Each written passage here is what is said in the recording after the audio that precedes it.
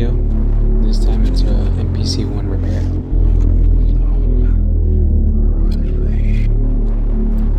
Customer said that the MPC stopped turning on. You only get lights and that's it.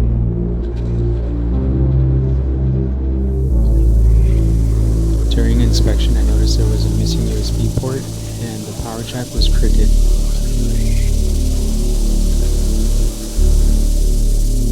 So I'll be opening it to check the no boot issue.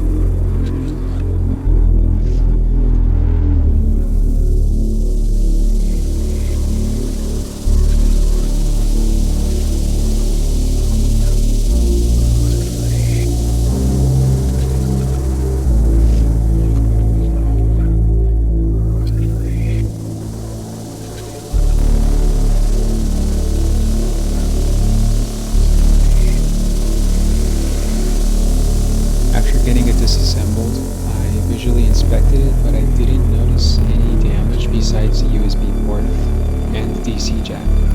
So I guess I have to check the module, because that's probably what's causing everything not to turn on. Yeah, and as you saw there, it turns on, but it turns back off.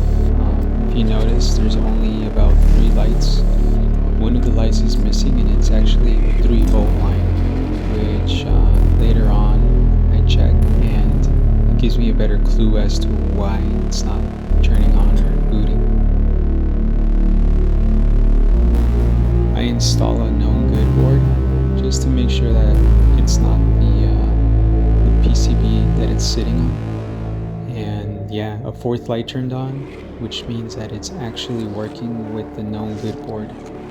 So now I have to check to see if it wasn't a seating issue, but as you can see right now it's still not turning on. So the ROC2 SOM module is the actual problem here. I turn on my thermal camera just to see if I can find any components getting extremely hot. Usually when something is very hot, it's a dead giveaway that's what's causing the issue, but in this case I didn't see anything getting hot at all. Just turns on and turns right back off.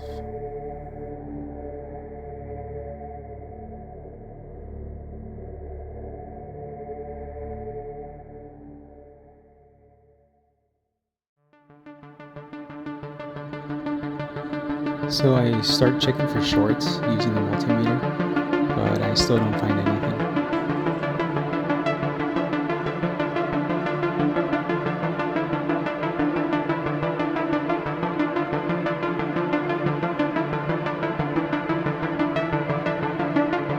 Right here I'm going to be pointing out that the 3-volt line is not actually turning on. The LED light on it does not turn on.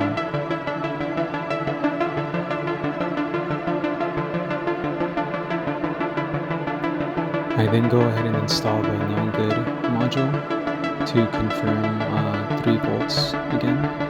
And yeah, it turns on, so that means that the customer's module is actually bad, but everything else on the MPC is fine. I did some more diagnosing off camera and I concluded that the suspect is that actual IC that I'm pointing to. That is actually a power management chip, which gives out all the voltages to the ROC2 SOM. So that is suspected not to be working. So what I'm going to do is take the good one from the good board and put it on the faulty board, just to see if my theory is correct.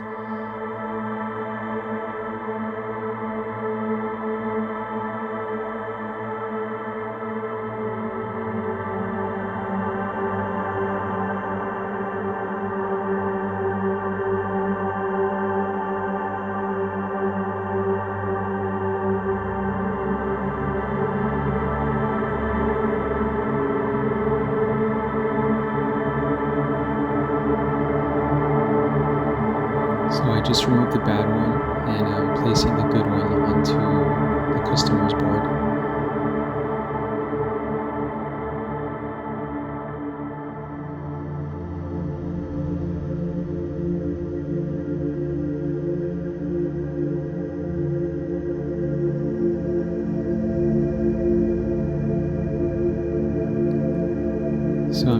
quick inspection to see if I soldered on the chip correctly, and all the legs look fine. So I guess it's time to test.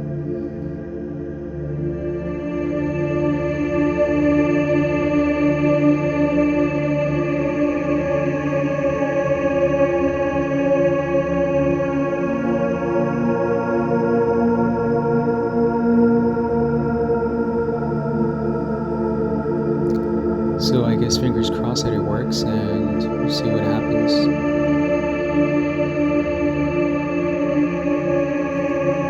And I don't know if you can tell, but the fourth light actually came on, which is a good sign. Now it's flashing, which means it's actually booting.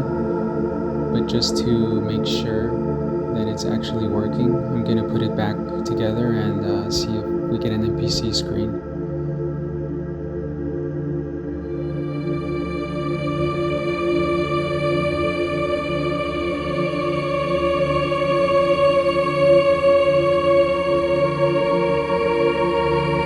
I'm putting on new thermal paste just to make sure that it doesn't overheat on the customer.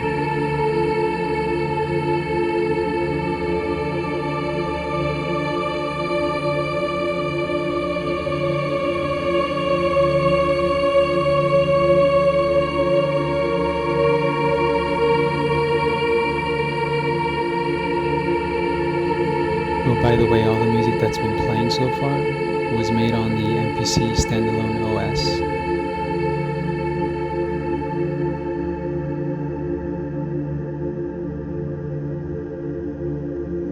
So I'm turning it on, and yeah, it booted.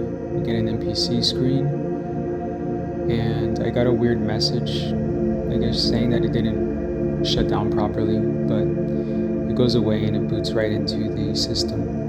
So this is actually a successful repair, and you can visit my website at mpcramupgrade.com, where I do RAM upgrades for these devices, and I also repair, so you can shoot me an email if you want yours looked at, and I could try my best to get it fixed.